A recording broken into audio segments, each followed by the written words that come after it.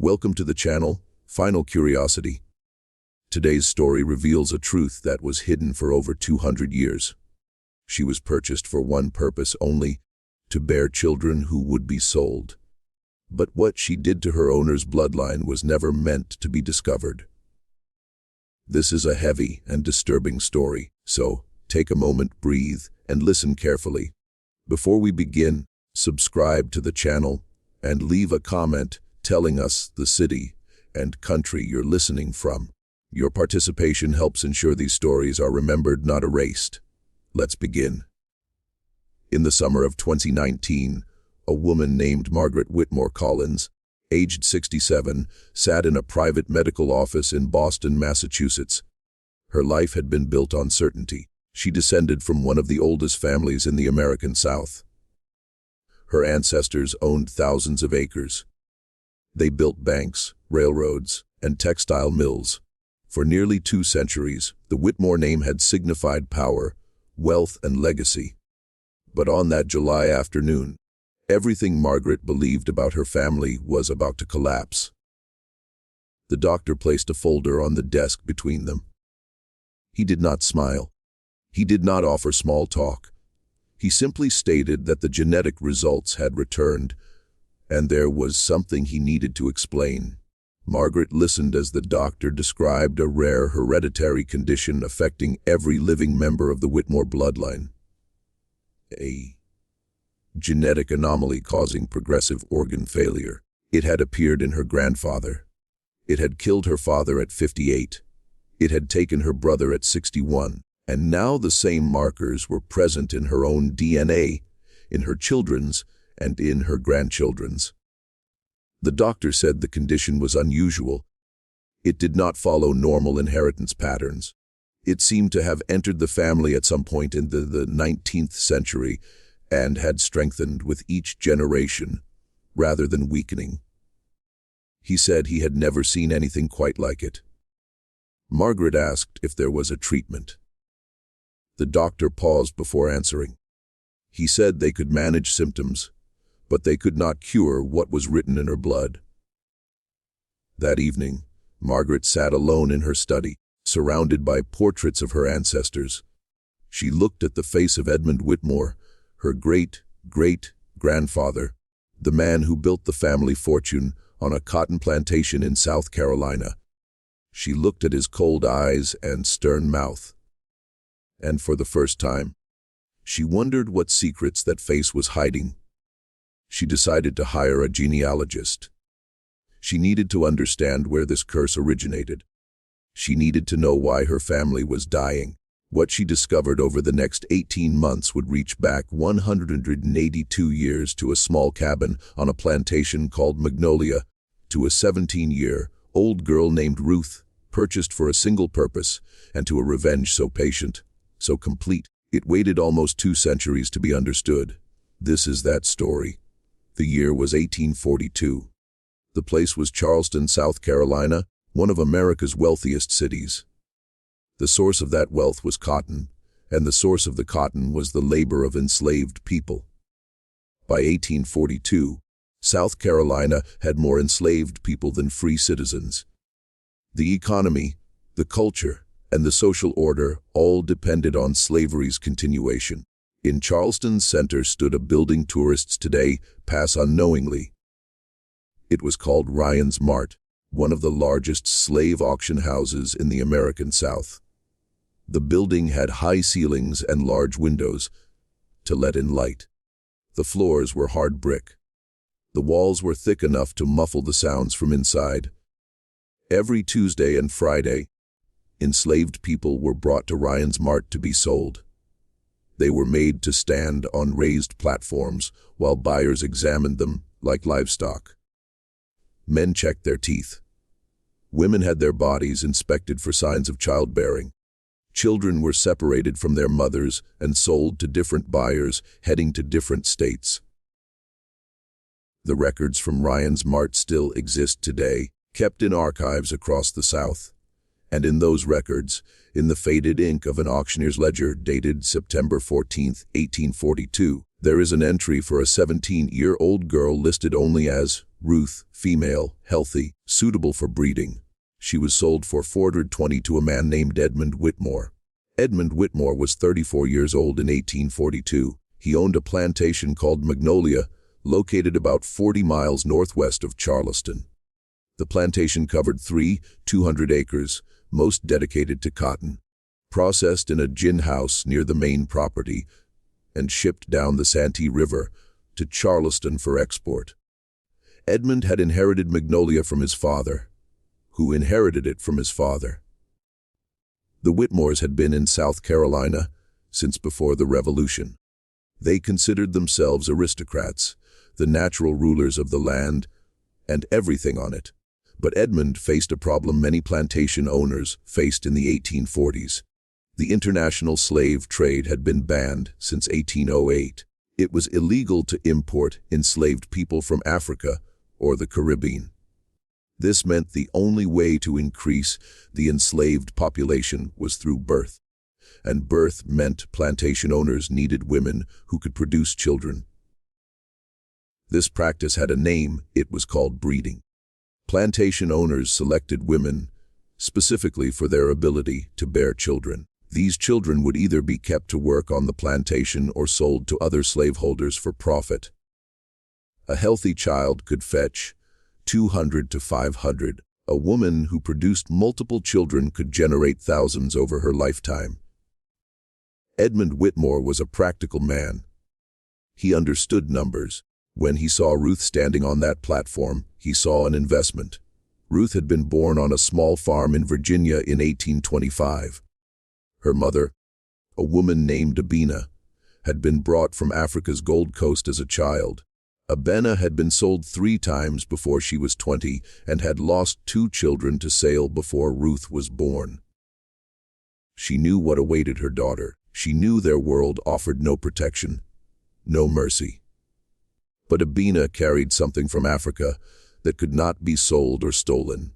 She carried knowledge. Her own mother had been a healer in their village, a woman who understood plant properties, the secrets of roots, leaves, and bark. This knowledge had been passed down through generations of women, and Abena passed it to Ruth. From the time Ruth could walk, her mother taught her to recognize plants. She learned which leaves could reduce fever, which roots could ease childbirth pain, which berries could help a person sleep, and which could stop a heart if given in the wrong amount. Abena made Ruth memorize everything. She said knowledge was the only thing they could never take away. Ruth was 12 when her mother was sold to a buyer from Georgia. She never saw Abena again, but she kept everything her mother taught her locked in her mind like an untouchable treasure. For the next 5 years, Ruth worked on a Virginia tobacco farm. She was quiet and obedient. She did what she was told. She never spoke back, never caused trouble, and never let anyone see what she was really thinking. In September 1842, the tobacco farm was sold, and all the enslaved people were taken to Charleston for auction. Ruth stood on the platform at Ryan's Mart, watching the white faces looking up at her, discussing her body like a horse or furniture. She watched Edmund Whitmore raise his hand and buy her. She did not know it then, but she had just met the man whose bloodline she would destroy. Magnolia Plantation sat at the end of a long road lined with oaks. The main house was a 2-story building with white columns and wide porches. Behind it stood the kitchen house, smokehouse, dairy, and workshops. Further back, past gardens and stables, were the slave quarters, a row of small wooden cabins with dirt floors and no windows. Ruth arrived at Magnolia in late September 1842. She was taken directly to a cabin at the row's end and told this was her home. The cabin had 1 room, a single bed of rope and straw, and a fireplace that didn't work properly. The roof leaked. The walls let in the cold, but Ruth was not expected to spend much time there. Within 2 weeks, she was summoned to the main house. Edmund Whitmore's wife, Constance, a thin woman with pale skin and nervous hands, was present. She didn't look at Ruth directly, keeping her eyes on the floor while her husband explained what was expected. Edmund said, Ruth had been purchased for a specific purpose. She was young and healthy. She would bear children. Those children would belong to him to do with as he saw fit. She would be given adequate food and shelter as long as she remained productive. If she caused trouble or failed to conceive, she would be sold further south to Mississippi or Louisiana cotton fields, where life expectancy for enslaved people was measured in years, not decades. Ruth stood in silence and listened. She did not cry. She did not beg. She simply nodded and said, "Yes, sir," when he finished. That night, Edmund Whitmore came to her cabin for the first time. Over the next 7 years, Ruth gave birth to 5 children. The first was a boy born summer 1843. Edmund named him Samuel. The second was a girl born 1844 named Mary. The third was another boy in 1846 named Thomas. The fourth was a girl in 1847 named Sarah. The fifth was a boy in 1849 named Joseph. Ruth nursed each child until weaned. She held them. She sang to them in her mother's language, words from a homeland she'd never seen but carried in her blood. She loved them with a ferocity she kept hidden, but she also knew none would stay with her. The children were sold as soon as they were useful. Samuel was sold at 7 to an Alabama plantation, Mary at 6 to a Savannah household. Thomas, Sarah, and Joseph followed in turn. Each time Ruth watched her children led away in chains, something inside her hardened like stone. Edmund Whitmore kept careful records. They still exist in the Whitmore family papers donated to the South Carolina Historical Society in 1952. They show Edmund earned $2,180 from Ruth's children's sales, an excellent return on his original investment. What the records don't show is what Ruth was thinking. They don't show the plans forming in her mind or the anger building behind her quiet eyes. But there was another set of records Edmund didn't know about. Ruth kept her own account, written not on paper but in memory. And in that account, a debt was growing, one that would take generations to repay. In spring 1850, something changed at Magnolia. Constance Whitmore had been sick for years with what doctors called female complaints, a common way of saying they didn't know what was wrong. She spent most days in her bedroom, taking laudanum for pain, visited by physicians whose cures never worked. But in March 1850, Constance's condition suddenly improved. She began eating again, left her room, even walked in the gardens for the first time in 2 years. The cause was a tea Ruth had begun preparing. Ruth approached the house cook, an older woman named Esther, suggesting a remedy. Esther was skeptical, but had seen Ruth's quiet competence over the years. She brought the tea to Constance, who drank it and found her pain diminished within hours. From that day, Ruth prepared a special tea for Constance every morning.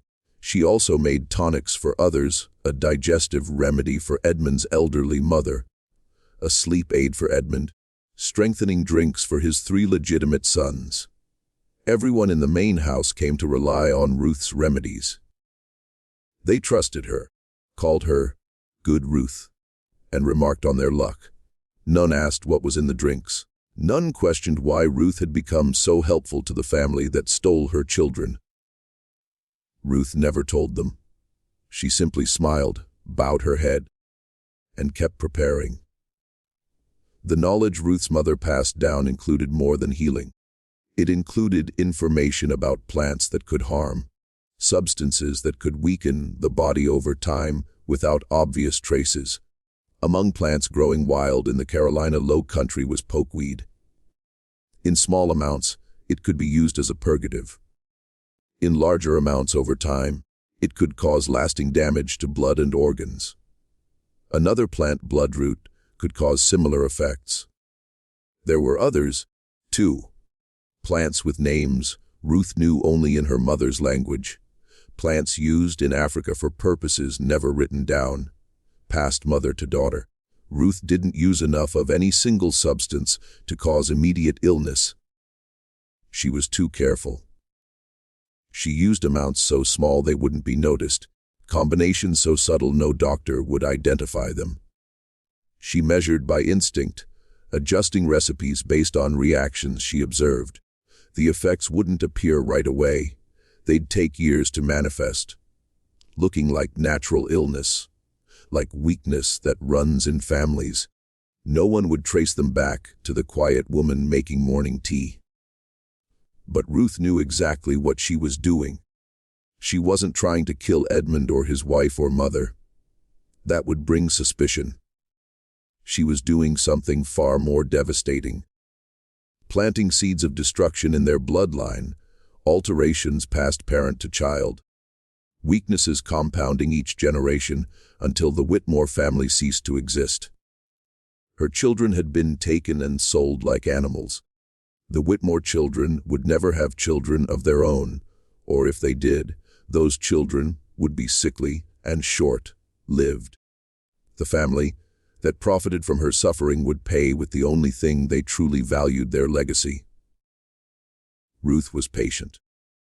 She learned patience in fields, auction houses, and the cabin where Edmund came at night. She knew she wouldn't live to see her revenge completed, but she knew some debts take generations to collect, and she was willing to wait. By 1855, effects began to show, though no one connected them to Ruth. Edmund's eldest son, William, always healthy, began experiencing fatigue and unexplained bleeding in his late teens. Doctors from Charleston and Philadelphia examined him, diagnosing a blood disorder of unknown origin. They prescribed rest and iron, said he'd recover. William didn't. He died in 1857, 2 months after his 21st birthday. Edmund's second son, Charles, showed similar symptoms in his early 20s. He managed to marry and father 2 children before his health declined. He died in 1863 during the Civil War, not from battle, but collapsing one day, never waking. The third son, Henry, lived longest, surviving the war and managing the plantation during Reconstruction. But he never married, never had children. He told people he wasn't interested in family life. Those who knew him well said he was afraid. He'd watched his brothers die and didn't want to pass the curse. Henry died in 1889, alone in the house where he was born. With his death, Edmund's direct male line ended, but the family didn't disappear entirely. Charles's 2 daughters married, carrying Whitmore blood into new families. The genetic damage Ruth introduced continued spreading, manifesting differently each generation, but always present, always waiting. Ruth lived until 1881. She was 66, an unusually long life for someone who spent her youth enslaved. She witnessed slavery's end in 1865, the brief hope of Reconstruction when black men could vote, hold office, own land, and its violent end as white Southerners reasserted control through terror and legislation. After the war, Ruth left Magnolia and settled in a freed community near Charleston. She worked as a healer, using her mother's knowledge to help neighbors, delivering babies, treating fevers, sitting with the dying. She never married, never had more children. Her 5 children had been scattered. She spent years trying to find them. She located 2, Samuel and Sarah, who survived slavery and the war. She saw them again before she died, held her grandchildren. But she never told anyone what she'd done to the Whitmores.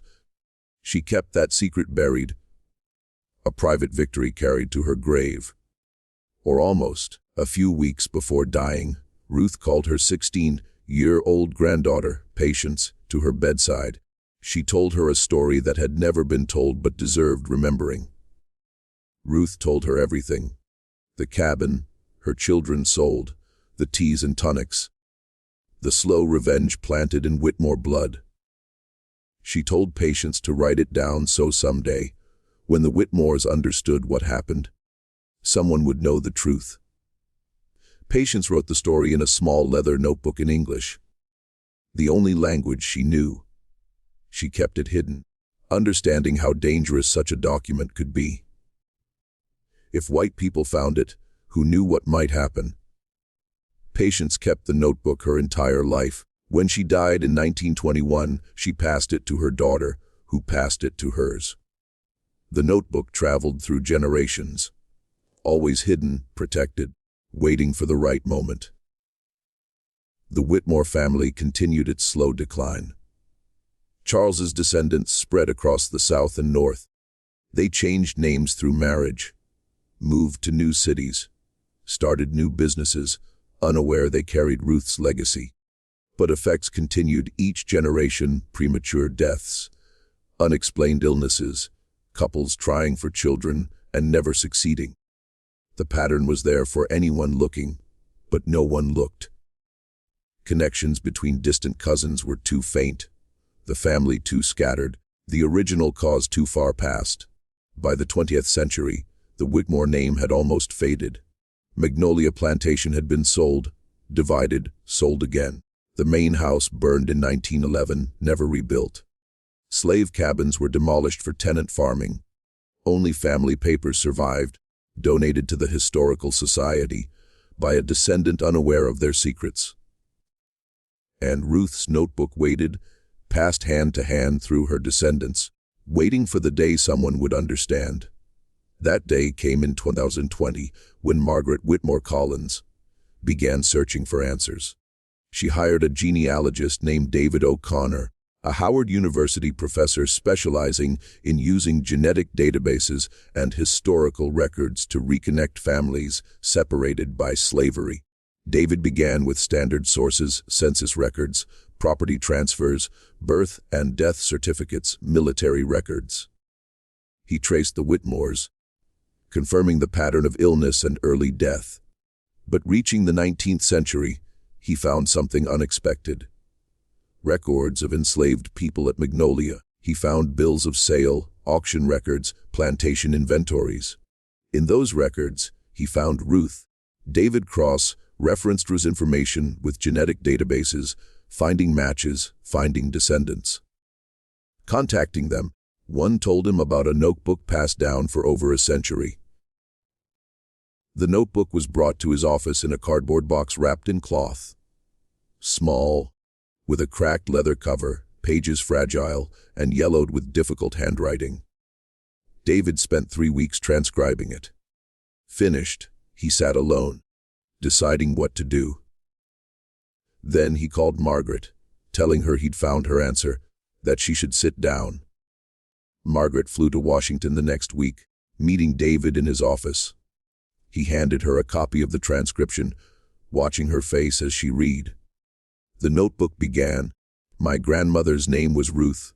She was bought for breeding in 1842. This is what she did." What followed was the story Ruth told Patience in 1881. The teas, tonics, slow poisoning, deliberate destruction of the Whitmore bloodline. It explained everything Margaret's doctors couldn't. At the notebook's end, in a different hand added later, was a single line. She said they sold her children, so she made sure their children would end. She said some debts take a long time to pay. Margaret read it twice, set it down, looked at David. She asked if it was real, if what it described was possible.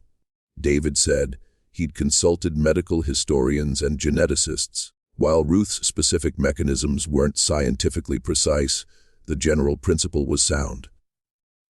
Certain toxic substances, heavy metals, plant alkaloids, could cause genetic damage persisting across generations, epigenetic modification, a real phenomenon science is only beginning to understand. He said Ruth may not have understood the science, but she understood the practice. Her mother taught techniques developed over generations in Africa, techniques for influencing health and reproduction European medicine wouldn't discover for another 150 years.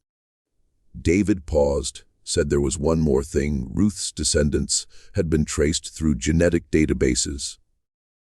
There were living members of Ruth's family, people carrying her blood, just as Margaret carried Edmund's. One had agreed to meet if she wanted. Margaret said yes. The meeting took place 2 weeks later in Charleston, in a hotel conference room overlooking the harbor where slave ships once unloaded. Margaret arrived first, sat, hands folded. She'd spent 2 weeks thinking of what to say, rehearsing speeches about reconciliation, preparing to apologize. But when the door opened and Ruth's descendant walked in, all prepared words disappeared. The woman's name was Grace Williams, 71, 4 years older than Margaret. She had gray hair, dark skin, eyes seeming to look straight through everything. A retired Atlanta schoolteacher, she'd spent her career teaching Black history to children never told the truth. Grace sat across from Margaret. For a long moment, neither spoke. Then Grace reached into her bag, pulled out the original 1881 notebook, placed it on the table. She said her family had kept it almost 140 years, always knowing what it contained, but never knowing what to do. Some relatives wanted to destroy it, some to publish it, most to keep it hidden. But Grace decided differently. The truth needed telling, not for revenge, but understanding. Ruth's story was part of American history, a piece deliberately erased and forgotten. Bringing it to light honored Ruth's memory and all women like her who suffered, resisted, survived. Grace pushed the notebook toward Margaret, said she wanted her to have it. It belonged to both families now. Ruth's revenge was complete. Holding anger wouldn't change the past. Margaret picked up the notebook, feeling 2 centuries' weight. She asked Grace if she was angry, if she blamed Margaret for what Edmund did. Grace thought before answering. She said anger was a fire burning the carrier. Ruth carried anger 40 years. It consumed her life as surely as the Whitmores. Both families were prisoners of the same history, trapped by choices made before they were born. But understanding wasn't forgiveness. What Edmund did, what slavery did, was unforgivable. It couldn't be erased or made right. The only thing was to acknowledge it, learn, ensure it's never forgotten. Margaret nodded. She asked what happened to Ruth's other children. Mary, Thomas, Joseph. Grace said she knew about Samuel and Sarah, whose descendants were part of her family. But Mary, Thomas, and Joseph were lost. Their trails ended at auction houses. No records of where they went.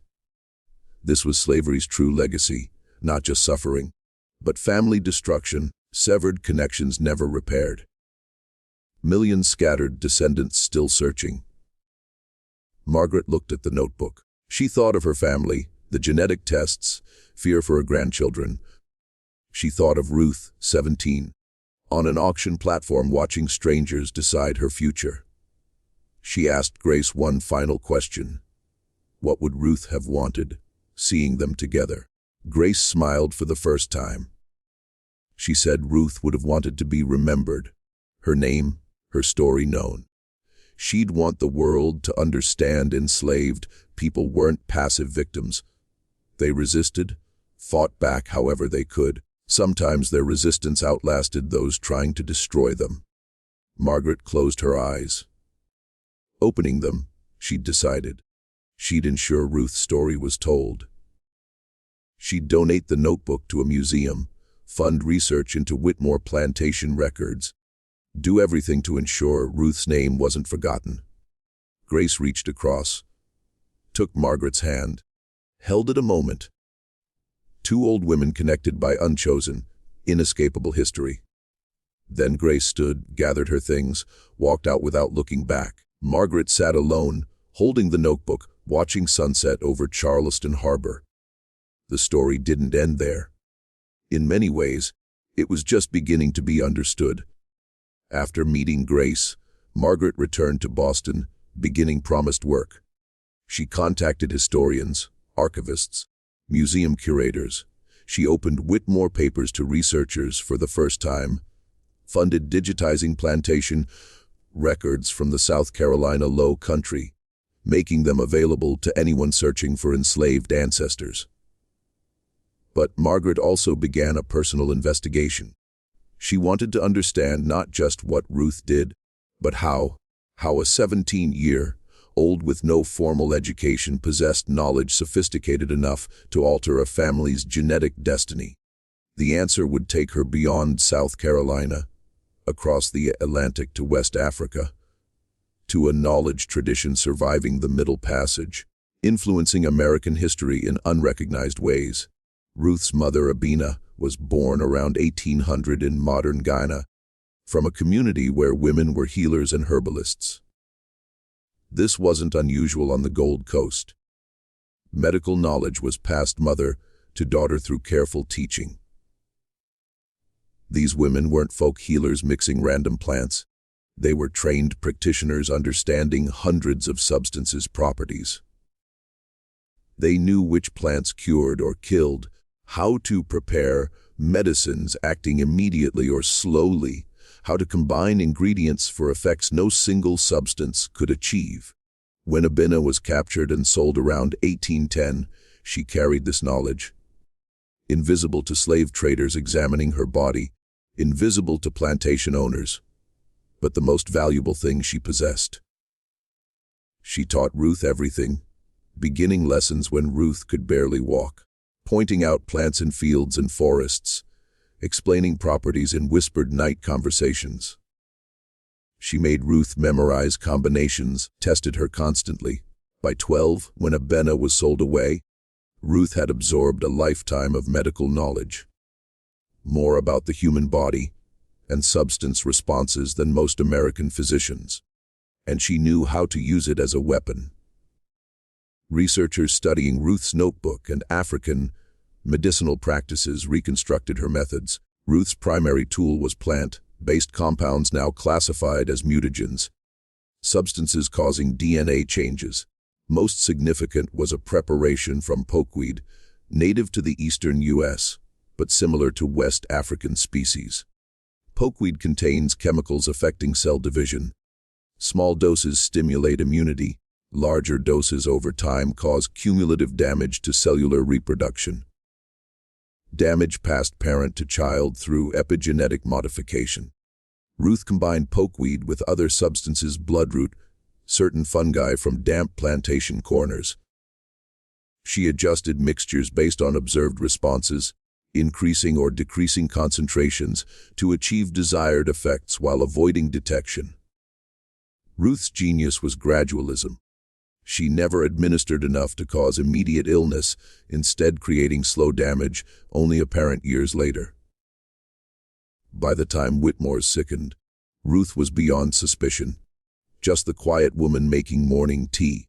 Medical historians reviewing Whitmore records found patterns consistent with Ruth's methods. Deaths showed signatures of cumulative toxic exposure and inherited genetic damage. Symptoms: bleeding disorders, organ failure, reproductive problems, matched substances Ruth described. A Duke University geneticist, Dr. Sarah Mensah, spent 3 years studying the case, concluding Ruth essentially invented genetic warfare over a century before science explained it. Ruth may not have understood DNA mechanisms, but she understood practical effects. She knew parental damage would reflect in children, using that knowledge with devastating precision. Dr. Mensah published findings in 2022, attracting attention for scientific and historical significance.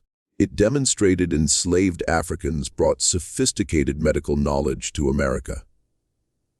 Knowledge dismissed and forgotten by a society refusing to recognize their humanity or intelligence.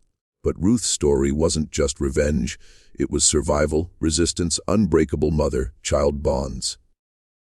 After meeting Grace, Margaret became obsessed with finding Ruth's lost children. She hired investigators, genealogists, searched auction records, slave manifests, submitted DNA samples. The search took 4 years, mostly leading nowhere. Antebellum South records were incomplete, often destroyed. Many enslaved were listed only by first name, untraceable. Others, sold multiple times, trails disappearing into interstate slave trade chaos. But in 2024, Margaret's team found a lead. In Ryan's Mart records, a 1849 ledger showed sale of 6-year-old Joseph to a Mississippi plantation owned by Cornelius Drake for $275. The Drake plantation near Natchez kept detailed enslaved worker records. Births, deaths, family relationships. Preserved by Mississippi archives. Researchers found Joseph in Drake records. He arrived fall 1849, worked cotton fields, survived childhood, many didn't, grew up, married a woman named Dina in 1865 just after the Civil War. They had 7 children, descendants numbered hundreds. Through 21st century genetic databases, they could be traced and contacted. Margaret located Joseph's living descendants across the country. She contacted them, explaining who she was and what she'd discovered. Most never heard of Ruth or Magnolia. They knew only ancestors were enslaved somewhere in the South. When Margaret told Ruth's story, that they descended from a woman who struck back against oppressors in a way never documented. Reactions varied. Pride, shock, anger it took so long. But all wanted to know more. Joseph's discovery led to more. Among his great-great-grandchildren was Rosalind Carter, a 73-year-old retired Oakland nurse who spent her career in community health clinics serving ignored populations. Hearing Ruth's story, Rosalind cried, saying everything made sense. Rosalind explained her grandmother, Joseph's granddaughter, was a healer in rural Mississippi. She knew plants and remedies nobody else understood, delivered babies, treated illnesses, helped people die with dignity. She always said her knowledge came from her grandmother, who learned from her mother, who learned from Africa. Abena's knowledge passed to Ruth didn't die. It survived through Joseph, through generations of women preserving and practicing what they inherited. The tradition giving Ruth power to destroy Whitmore bloodline also gave her descendants power to heal. Rosalind had notebooks her grandmother kept, filled with recipes passed down. Researchers found remarkable parallels to substances in Ruth's notebook. Knowledge evolved over generations, but origins in West African medicine were unmistakable. Dr. Mensah studied Rosalind's notebooks too, realizing they represented a living African-American folk medicine tradition never properly documented. She applied for grants, collaborating with ethnobotanists and medical historians to understand its scope. Work is ongoing, yielding findings about plant-based medicines with modern healthcare applications. More importantly, it showed knowledge enslaved Africans brought wasn't lost. It was preserved, adapted, passed down by people refusing to let heritage be destroyed. As Ruth's story spread, reactions varied. For many African Americans, Ruth became a resistance symbol, showing enslaved people didn't endure passively. They fought back visibly and invisibly with available tools. Ruth had no weapons, army, or political power, only knowledge and patience. With those, she brought down a dynasty. Churches, community organizations told her story for Black History Month. Artists depicted her, musicians wrote songs, a Chicago playwright created a stage production touring Midwest theaters. But story attracted criticism. Some historians questioned if Ruth's methods could produce described effects, arguing epigenetics is poorly understood, claims exaggerated or impossible, suggesting Whitmore decline might be ordinary genetic disorders. Others raised moral objections, arguing celebrating revenge was problematic, poisoning wrong regardless. Worried holding Ruth as hero encouraged vigilante justice. Debates played out in conferences, opinion pages, social media, reflecting deeper disagreements about understanding American history. Assigning moral responsibility for past crimes, telling stories of people denied telling their own. Margaret followed debates. She'd spent life as Whitmore fortune beneficiary. Money built on backs of enslaved like Ruth. Raised proud of her name, she now reckoned with what it meant. In a 2023 Boston newspaper interview, Margaret said learning Ruth's story was her life's most important experience, forcing her to understand history isn't something long ago to others. It shapes present, lives in bodies, bloodlines, family traditions. Ancestors' choices still affect people today, including herself. She didn't blame Ruth, saying Ruth was in an impossible situation, responded with only available weapons. If Whitmores were cursed, they brought it on themselves. Margaret died in 2025 at 73 from the same genetic disorder, claiming many relatives. Her will left bulk of estate to a foundation researching South Carolina slavery history and supporting descendants of those enslaved on Whitmore land. The foundation was named after Ruth. Ruth's cabin at Magnolia no longer exists.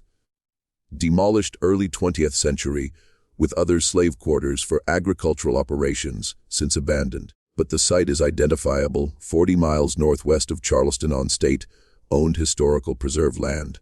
In 2024, University of South Carolina archaeologists excavated the site, searching for artifacts shedding light on enslaved lives. Findings exceeded expectations. Beneath soil, they discovered deliberately buried objects, pottery fragments from a bowl used for grinding herbs, seeds from pokeweed and bloodroot preserved in a clay container, rotted cloth from a garment.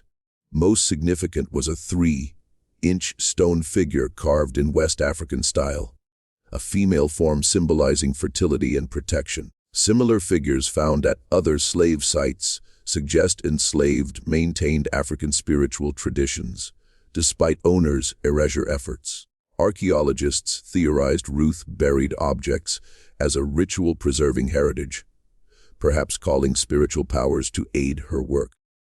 Whether believing or not, objects showed Ruth maintained identity and African connections throughout enslavement. Artifacts are displayed at Smithsonian National Museum of African American History and Culture, with Ruth's story based on her notebook and subsequent research. Visitors see her grinding bowl, collected seeds, carved figure, and her words from Patience's 1881 notebook, a woman refusing her fate. The last Whitmore carrying Ruth's genetic disorder died in 2031 in Thomas Whitmore Blake, Margaret's grandson, 34. He'd known Ruth's story since teens. His grandmother told him everything, showed the notebook, explained what it meant. He lived adulthood knowing his blood carried an inescapable curse. Before death, Thomas said he felt no anger toward Ruth.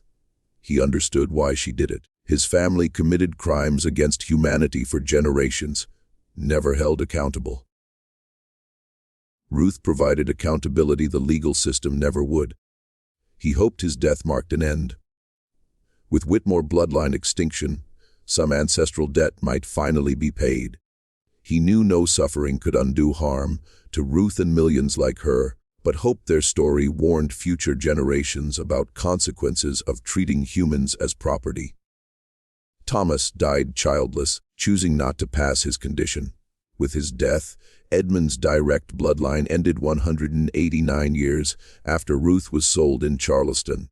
The curse was complete. But story ends with memory. Survivors' determination to ensure what happened is never forgotten. Ruth's descendants through Joseph and Sarah number thousands. They hold reunions, share photographs, documents, DNA results, piecing together a family tree slavery tried to destroy. They created websites, social media groups exchanging information and support, established scholarships for those studying African American history or medicine.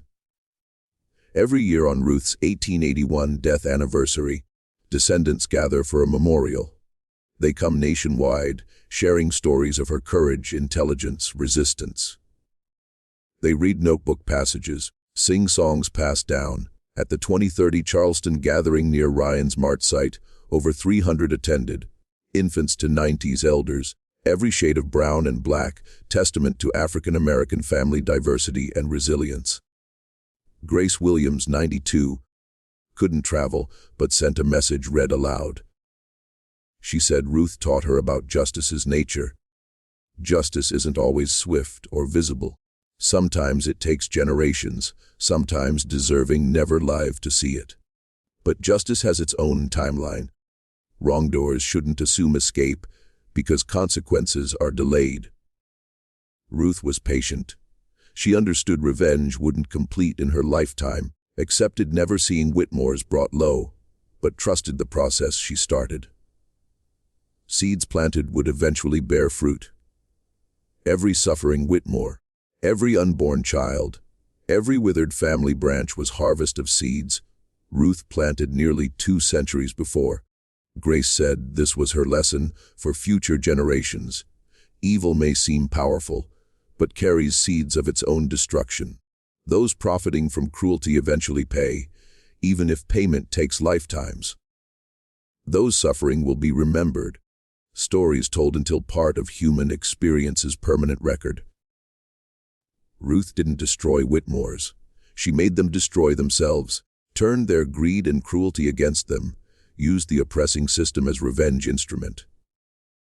Doing so, she demonstrated something slaveholders always feared, but never admitted enslaved weren't inferior, less intelligent, capable, or human. They were people denied opportunity to show what they could do. Ruth showed what she could do. Her legacy lives forever. In South Carolina Historical Society archives, among Whitmore papers, is an 1865 letter from Henry Whitmore to a Virginia cousin, describing Magnolia after war, his plans, mentioning freed people leaving. One passage stands out. Henry writes about Ruth, saying she left immediately after war without goodbye or offered belongings. He always found her strange, with a way of looking making him uncomfortable. He wasn't sorry to see her go. The letter was decades before Henry's death, before Whitmore decline, before anyone understood what Ruth did. Henry had no idea the woman he found strange had sealed his family's fate, that her quiet departure wasn't retreat but victory. She'd finished her work, nothing left at Magnolia. Tea had been served, seeds planted, the rest was time. Ruth walked away from Magnolia spring 1865, never looked back. She arrived as property, left as author of her destiny, carrying a secret outliving all who tried to own her. This is Ruth's story. Born enslaved, died free. Lost 5 children to auction block. Lived to hold grandchildren. Possessed knowledge oppressors never suspected, used it for revenge taking almost 200 years. Never wrote a book, gave a speech, led rebellion. Never appeared in newspapers or historical accounts. One of millions enslaved, living, suffering, dying in a system designed to erase humanity. But she refused erasure. She fought back with only weapons she had. Her fight outlasted those who thought they conquered her. History is full of Ruths. Stories never written, because people living them weren't considered worth remembering. Every Southern plantation had its Ruth, someone resisting visibly or invisibly, preserving dignity and heritage against odds. Most stories are lost, people gone, memories died. But sometimes a story survives. A notebook passed down, an archaeologist digging right place, a descendant sharing. When that happens, we're reminded history isn't just the powerful story. It's also those supposed to be forgotten, but refused disappearance. Ruth refused disappearance. Now, almost 2 centuries after death, she's finally seen, not as victim or property, but what she always was, a woman of extraordinary intelligence and courage facing impossible circumstances, finding a way to prevail. Her story isn't forgiveness, not comfortable, wrapping neatly with reconciliation and healing. It's rage, patience, determination to make guilty pay. Whether that makes Ruth a hero or something more complicated is each person's question. But what's undeniable is Ruth's story is true, matters, and deserves telling. The Whitmore family thought they owned her. They were wrong. They owned her body for 23 years. She owned their future forever.